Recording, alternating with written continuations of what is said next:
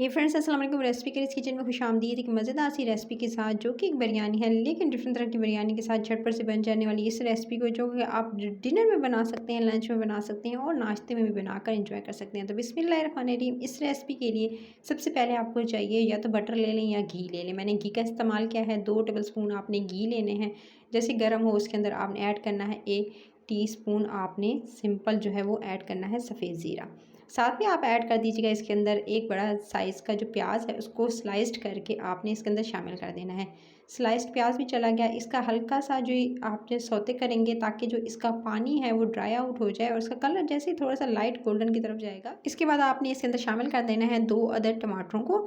टमाटर का छिलका मैंने उतार लिया था। उतारने के बाद ताकि जल्दी इंस्टेंट गल जाएँ और टमाटर जल्दी सॉफ्ट हो जाते हैं। अगर आप इनका छिलका जो होता है वो सख्त होता है, इस वजह से अगर आप टमाटर का छिलका उतार लेंगे और उसको लंबा लंबा स्लाइस करके काट लेंगे तो ईजी रह जाता है। चलें जी, टमाटर भी इसके अंदर शामिल कर दिए। टमाटर को 1 से 2 मिनट भून लेंगे। फिर आपने इसके अंदर शामिल करना है 1 टीस्पून अदरक और लहसुन का पेस्ट। अदरक और लहसुन का पेस्ट शामिल करके इसकी भी आप 1 से 2 मिनट भुनाई करेंगे ताकि जो अदरक और लहसुन का पेस्ट है उसका कच्चापन चला जाए और टमाटरों के साथ अच्छा सा एक मसाला भून लेंगे। अच्छा जी, अदरक और लहसुन के पेस्ट को मैंने जो है वो भून लिया है टमाटरों के साथ। फिर आपने इसके अंदर शामिल करना है तकरीबन, जैसे देख सकते हैं टमाटर सॉफ्ट होंगे और ये देख सकते हैं मसाला जो है तकरीबन ये टमाटर भी बिल्कुल एकदम सॉफ्ट हो चुके हैं। अब आपने इसी स्टेज पर इसके अंदर बाकी की चीज़ें ऐड करेंगी जो कि मैं आपके साथ शेयर कर देती हूँ। सबसे पहले तो मैंने लिए थे काले चने और सिंपल उसको जो है मैंने बॉयल कर लिया था। इसको आपने रात भर भिगो के रखना है। सुबह में आपने जो है इसको 1 कप है तो इसके अंदर 3 कप पानी डालिएगा और उसको प्रेशर कुकर में आपने 3 से 4 सीटी आने तक थोड़ा सा नमक डाल के बॉयल कर लेना है। और जो उसका पानी जो है वो आप निकाल दीजिएगा क्योंकि पुलाव में उसका पानी जो है वो एकदम जो है वो स्याह कर देगा पुलाव को। उसका पानी मैंने निकाल दिया था, वो किसी और जो है वो आप सब्ज़ी वगैरह दाल में यूज़ कर सकते हैं।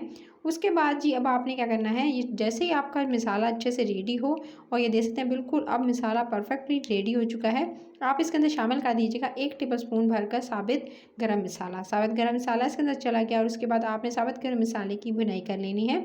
अच्छा, इसके अंदर जो है वो दालचीनी, उसके साथ जो है वो काली मिर्चें, लौंग, जायफल, जावित्री, तमाम की तमाम चीज़ें, बड़ी इलायची और उसके अंदर तमाम जो जितनी भी साबित गरम मसाले में चीज़ होती है वो सारी की सारी इसके अंदर ऐड थी। उसके बाद आपने जो काले चने जो आपने बॉयल करके रखे हैं वो इसके अंदर शामिल कर दीजिएगा। काले चनों को सिंपल आप पहले 1 से 2 मिनट भून लेंगे ताकि जो है मसाले के साथ अच्छे से इसकी भुनाई हो जाए। अच्छे से इसकी भुनाई करने के बाद फिर आप इसके अंदर शामिल कीजिएगा तकरीबन आपने ऐड करना है 1 टीस्पून कुटी हुई लाल मिर्च का पाउडर।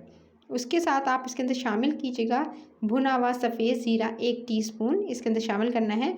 फिर आपने इसके अंदर शामिल करना है सिंपल नमक। नमक इसके अंदर शामिल करेंगे 1 से 1.5 टीस्पून भरकर मैंने इसके अंदर शामिल किया क्योंकि चावलों में नमक थोड़ा ज़्यादा जाता है।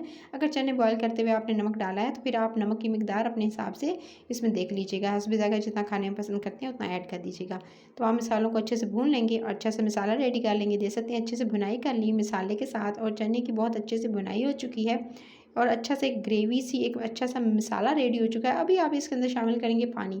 अच्छा, चावलों की मिकदार बताऊँ तो मैंने 1 गिलास चावल लिए हैं, उसके हिसाब से 2 गिलास पानी इसके अंदर शामिल कर रही हूँ। 2 गिलास पानी शामिल करके इसको आप जो है वो तकरीबन दरमियानी से तेज़ आंच पर जब तक बॉयल नहीं आ जाता आप इसे जो है वो पकने देंगे।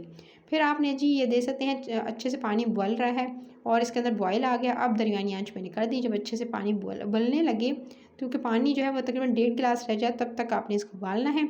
उसके बाद जी ये जैसे ही पानी उबल चुकेगा आपने इसके अंदर जो है पहले से भिगोए हुए चावल जो कि 1 गिलास थे और उसको धोकर मैंने अच्छे से साफ़ सुथरे पानी में जो है वो डुबो कर रख दिया था डिप करके। और भिगो कर रखे हुए ये 1 गिलास चावल हैं और 35 मिनट से 30 मिनट से पहले भिगो देंगे तो क्या होगा कि आपके ईज़िली जो है लंबे लंबे चावल खिले खिले चावल बनेंगे कि अलग अलग दाना होगा और आपके चावल जुड़ेंगे नहीं।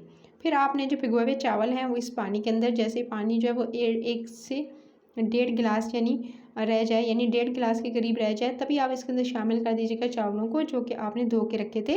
इसके अंदर शामिल कर देंगे चावलों को और अब आपने जो है वो दरमियानी आंच कर देनी है जब तक कि चावल थोड़े सॉफ्ट नहीं हो जाते और उसके साथ जो पानी है ये रिड्यूस नहीं हो जाता। आपने इसको दरमियानी आंच पे कवर किए बगैर इसको कुक करना है। देख सकते हैं जी गाइस कि अब चावल जो अच्छे से कुक हो रहे हैं और इसका पानी जो है वो रिड्यूस हो चुका है। पानी थोड़ा सा रह जाए, बस पानी की थोड़ी सी कसर इसके अंदर रह जाए तभी आप इसके अंदर कुछ चीज़ें ऐड कीजिएगा। आपने इसके अंदर शामिल करना है सबसे पहले तो इसके अंदर जो है वो ऐड करी पिसा हुआ गरम मसाला 1 टीस्पून भरकर आप इसके अंदर शामिल कीजिएगा।